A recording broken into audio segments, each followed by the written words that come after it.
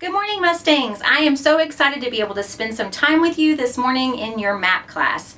Today, we are going to be talking about registration for next year's courses. Can you believe it? This is a very important process that we are about to embark upon, and it's going to impact you. And so I want to make sure that you are listening very carefully. This morning, each of your teachers gave you your designated course selection sheet. On that course selection sheet, you should see a sticker that has your name at the bottom. Every person has their designated course selection sheet. So, for example, if you're currently a 9th grader, you should have a course selection sheet that has the number 10 on it, and so on and so forth. We will be looking and working at these course selections for the entire spring semester, pretty much. This semester, you will actually end up meeting with your counselor to have a one-on-one conversation about your graduation plan. Remember, our goal here at Creekview is to see you walk across the stage and collect your diploma on time with your classmates. So, let's talk about graduation. First of all, in order for you to be able to graduate, you need to graduate on the foundation plan with an endorsement. Now, I know you've heard that word endorsement before. There are 5 different endorsements. If you look on your course selection sheet, they're listed for you in a box that says endorsements. Okay? Additionally, your map teacher would have given you a sheet that has all of the endorsements and the ways to earn an endorsement listed. So let's go through the endorsements: business and industry, public service, arts and humanities, multidisciplinary, and STEM. So hopefully those words sound familiar to you, and you have been working along the way for you to earn an endorsement all throughout high school. At the top corner, you're going to have a section for English. In your English section, you have several options for what English class you're going to take. Right now, go ahead and with a pencil, circle or star what class you're going to take for English. All right, let's move to the math section. Look at the math section and identify which math you think you're going to take next year. Are you with me? You're going to have this sheet with you over the next week so that you can have critical conversations with your current teachers so that your teacher can make the recommendation. So right now you've circled or starred what you think you're going to take, but on the back of your sheet, you're going to see a section just like always that says teacher recommendation signatures. So over the next week, you will work with your teachers and you will have conversations that are going to deal with your next level of coursework in those 4 core areas. It's very important to, over the next week, to be getting those signatures that you need. Now, at the end of next week, you will actually turn in your completed course selection sheet to your social studies teacher. Your social studies teacher will bring all of the course selection sheets down to the counseling office. We will start meeting individually with every single one of you through your social studies class.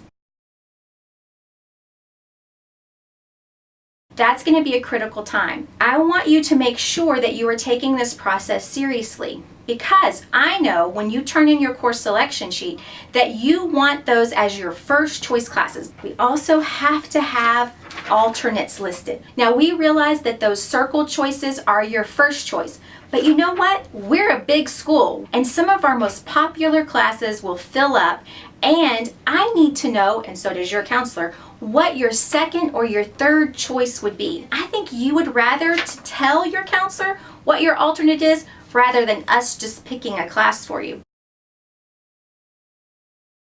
Make sure that you are taking this with seriousness, because we will not do willy-nilly schedule changes. Willy-nilly.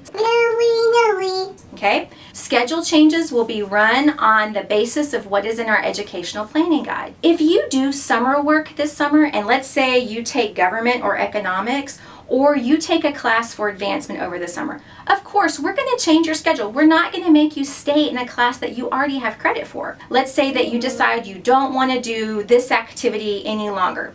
If you have a program change, once your director signs off, then we will absolutely change your schedule based on that. But let's say for some reason you get your course printout and there is no 3rd period listed, then we are going to add a 3rd period class to your schedule. We're not going to have you without a full schedule. So speaking of full schedules, you must have 7 classes on your schedule. Every person in our building has 7 classes. Now, those of you who are going to be seniors next year, one of the big perks of being a senior is to have a senior out period. Listen carefully. If you are currently a junior and you're wanting a senior out, you must be on target for graduation. That means, ladies and gentlemen, that you must have at least 19 credits in your credit bank. That is the only way you will be getting a senior out, is if you are on target. Making sure that you have 7 classes, making sure that you are on target for graduation, and that you have identified which endorsement you're working towards are very important. So let's talk about a few classes. Some of you will see that classes require auditions or tryouts. Some of the upper level classes you have to audition for or actually do a tryout for.